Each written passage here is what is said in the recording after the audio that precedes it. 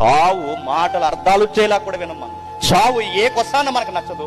శవం అంటే భయం. అందుకే చూడండి, పెళ్లిలో భోజనం ఎంత తిన్నా అరిగిపోద్దంట, దినం భోజనం అరగదంట. ఏ పాపం ఎందుకు అరగదు? భయం. భయంతో ఏ తిన్న అరగదగా అరగదు. నీకు దినం భోజనం అంటే భయం, సావు అంటే భయం, వెళ్తున్నానంటే భయం. నేను అడుగుతున్నాను, ఈ భయం ఇప్పటికి అలాగే ఈ ప్రపంచానికి ఉండాలి. ఇది ఎవరిని వదలదు, నీడలా తిరుగుతుంది. చక్రవర్తులు మింగేసింది అది, ముఖ్యమంత్రులు మింగేసింది అది. స్వతంత్ర భారతదేశంలో అతివాదులు మితవాదులని చెప్పుకున్న సుభాష్ చంద్రబోస్ లాంటి వారిని మింగేసింది. మితవాదైన గాంధీ గారిని మింగేసింది. సమరయోధులు మింగేసింది. ఈ రోజుకి ఈ కోనసీమ పరిసర ప్రాంతాల్లో మోతుబర్లు మింగేసింది. ఒక్కటా రెండా? దీనికి తిక్కనవాడు ఎవడు, దొరకనవాడు ఎవడు? ప్రతి ఒక్కరిని మింగుతుంది.